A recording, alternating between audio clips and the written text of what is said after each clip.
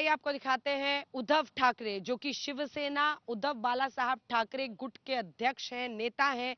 वो इस बार महाअघाड़ी में कांग्रेस पार्टी और शरद पवार गुट के साथ चुनावी मैदान में है। तमाम मुद्दों पर उनसे हमारे सहयोगी साहिल जोशी ने सवाल जवाब किए हैं। देखिए ये रिपोर्ट।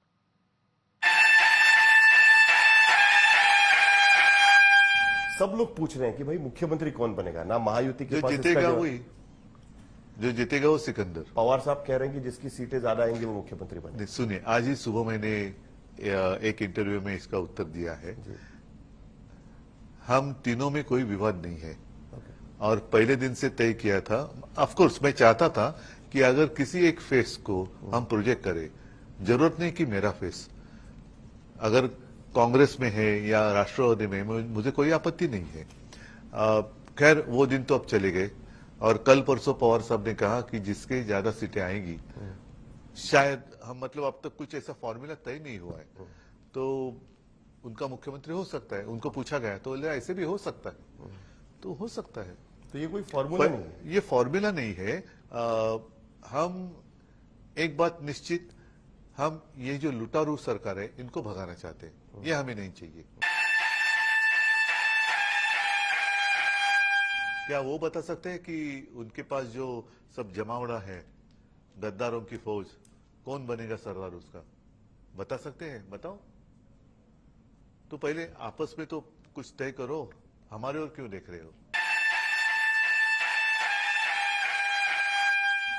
मेरे पिताजी ने जो बात कही थी, बाला साहब जी ने, उनका कहना था कि आरक्षण कहो या कुछ भी सुविधा है, किसको देना चाहिए?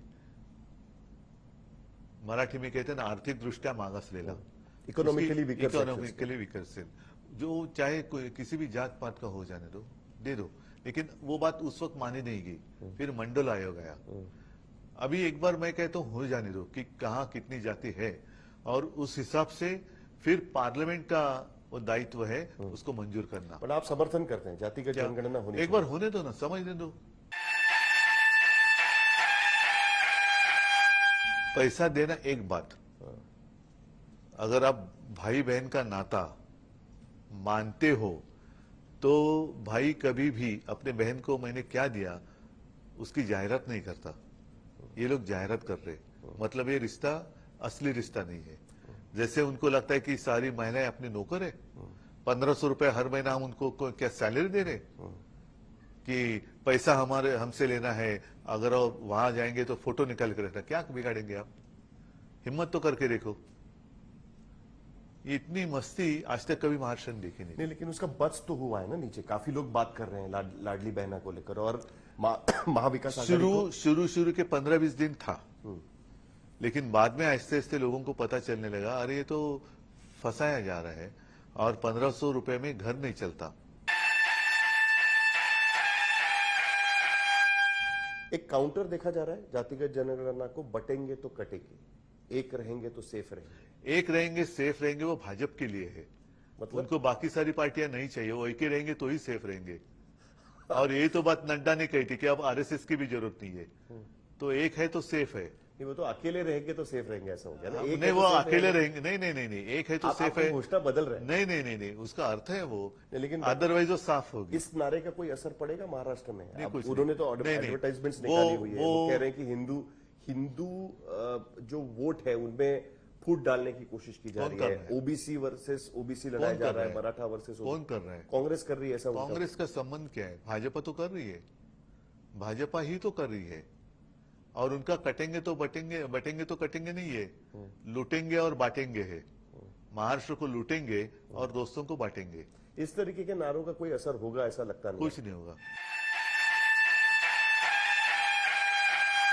नहीं, हो सकता है और कुछ भी हो सकता है। मतलब लोकसभा चुनाव के पहले सबको लग रहा था कि बीजेपी को हराना मुश्किल है, लेकिन कुछ भी हो सकता है। महाराष्ट्र ने उनको हरा के दिखाया, कुछ भी हो सकता है। नहीं, मैं तो इस तरीके से पूछ रहा हूँ कि भाई नंबर्स के बाद फिर दोबारा वही खेल शुरू हो जाएगा जो पिछली बार हो गया था। नहीं, कोई यहाँ से वहां, फिर बीच में कई बार खबरें आती है कि भाई आपका और बीजेपी की बातचीत चल रही है। क्यों जाऊं बीजेपी के साथ? मेरी पार्टी तोड़ी, मेरी पार्टी को खत्म करने की वो कोशिश उन्होंने की, मेरे परिवार को बदनाम कर रहे हैं। मेरे बेटे को बदनाम किया उन्होंने, यहां तक मोदी जी की पहुंच गई कि वो मुझे नकली संतान कहने लगे। तो क्या मोदी जी नकली संतान के साथ हाथ मिलाएंगे? और ये मेरे पिताजी का और माता जी का अपमान है मोदी जी ने किया हुआ।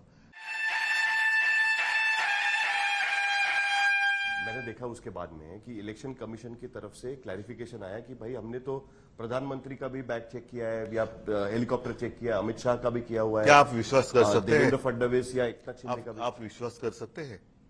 चुनाव आयोग इनकी बैग चेक करने की हिम्मत दिखा सकता है? नहीं, सवाल तो आप विश्वास करते हैं? नहीं, मैं तो नहीं करता, मैं तो बिल्कुल नहीं करता।